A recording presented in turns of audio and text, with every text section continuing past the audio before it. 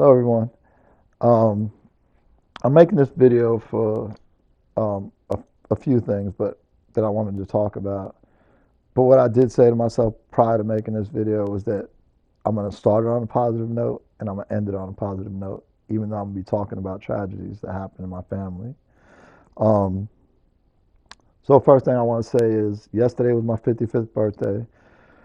I want to thank everyone for all the Facebook posts, email, text messages, just phone calls that you took the time out of your busy day to wish me a happy birthday. It really made me feel good. It made my day.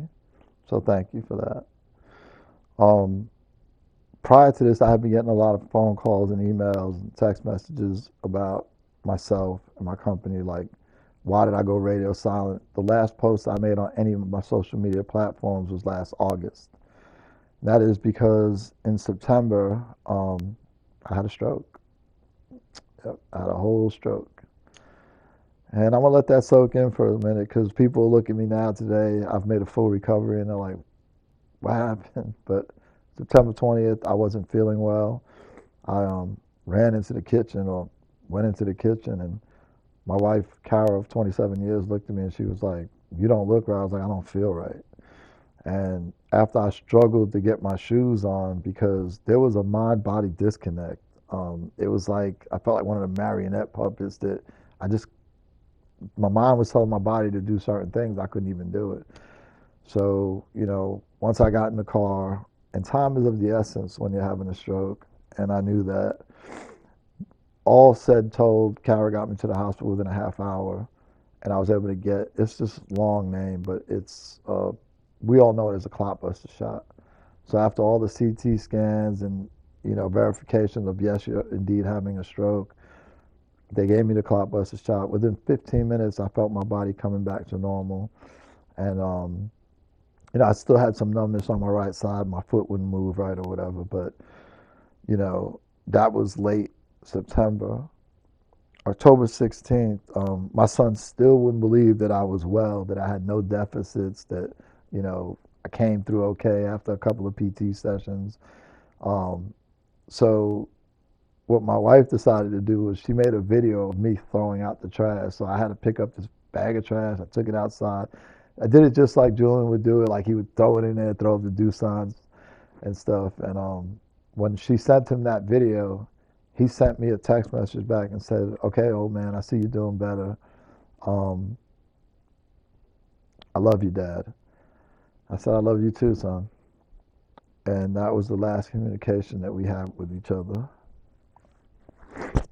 Later on that night, Julian was shot and killed in a senseless gun tragedy. Um, they Julian was 29 years old. He had served his country proudly for 12 years. He was a staff sergeant in the Army, stationed in Texas, and went out to a club like most 29-year-olds do. And it's still all under investigation, but 5 people were shot. Julian was hit multiple times, and unfortunately, he didn't make it. So after that, like my whole soul was ripped out. Just felt like I was in a dark hole somewhere. The holidays were the worst. Like it was so hard for me to get through the holidays, and I'm thankful that I had family to lean on and stuff, and friends that are like family. Um, but once that happened, it was like I had to hold on to my faith.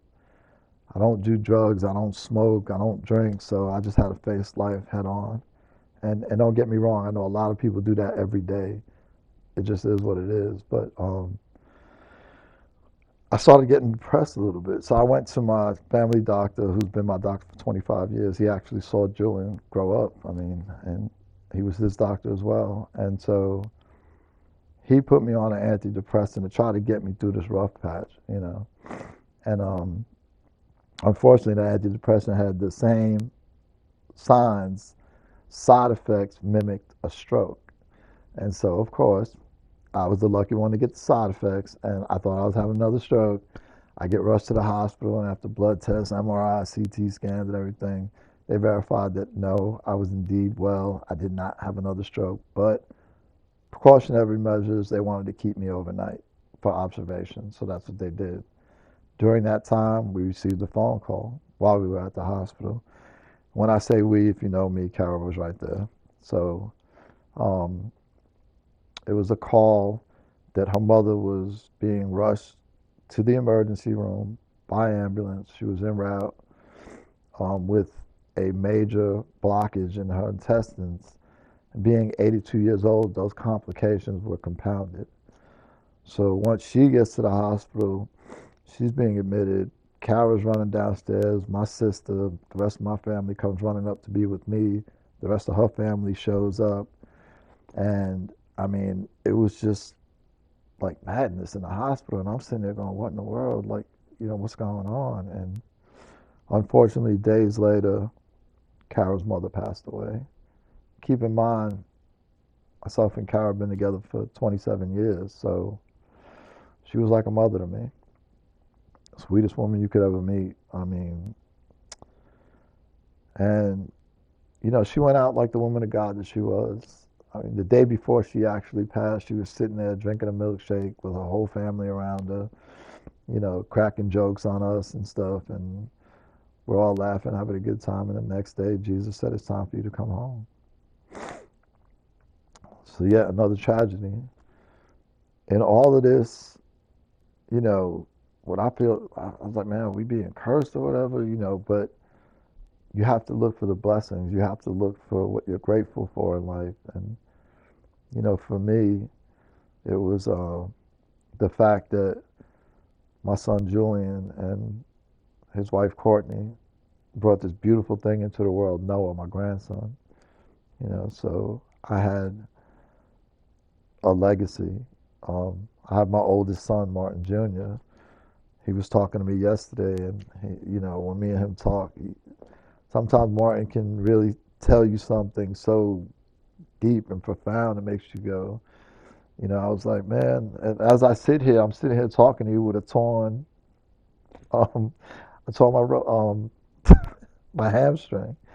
I'm 55 years old. I feel like, oh man, I'm tearing my hamstring. And my son just said, Dad, you didn't think you were gonna make it to 18. I mean, he's heard the stories and way back.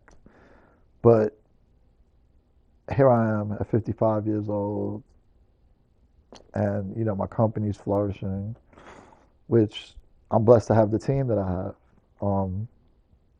When all of this tragedy was hitting, we had to make arrangements. We had to do certain things. I have a great board, a great team. It took a lot of pressure off of me. And months prior to this, we had made meetings with major corporations, and I have to be real careful what I say here because I actually asked my attorneys what I could say. They're probably pulling their hair out right now, but I can say that we're talking to two of the biggest auto parts dealers in the world. A third is getting ready to um, engage with us as well. And Julian wouldn't have wanted me to miss these meetings. And before I say any more, I know that if I would have told these people, hey, all of these tragedies are happening right now in my family, they would have told me, hey, you could put this off and everything. But in the real world, business world, you can't put off vice presidents, heads of corporations. And, you know, we did all of these. I had to walk into those meetings, excuse me, with a smile, these corporate rooms and flagship stores and show up and do my thing and with a smile on my face. And the reason why I'm saying all of that is that it gave me a profound sense of hug your loved ones. Here today, gone tomorrow. Like I take these things differently now. And it's like, you know, even though all of this was happening, I still had to persevere and move forward. And the only way I could do that was with my faith, you know.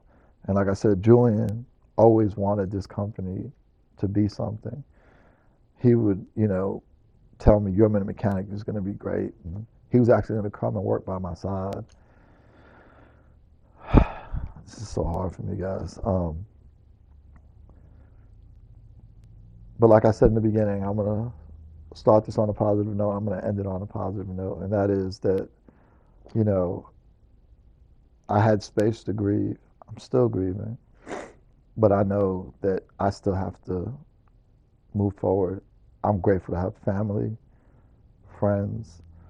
Julian didn't just make friends, he made brothers and sisters, and by default, that makes them my sons and daughters. And so, I still have people calling me today. How you doing, Pops? You okay? Do you need anything? And it's a good thing that to know that people love you. And so I just thank you guys for all the love, prayers, and support. And I ask you to please continue to keep us in your prayers. You will be seeing much more content about myself, the company, the things that we're doing, who we're working with now. The machines are going to be free. It's a whole bunch of other stuff that I'll get into in a whole nother video. But love you guys. Thank you so much. And yeah, life is precious. But we thank you for everything, all the prayers and support. Have a blessed day.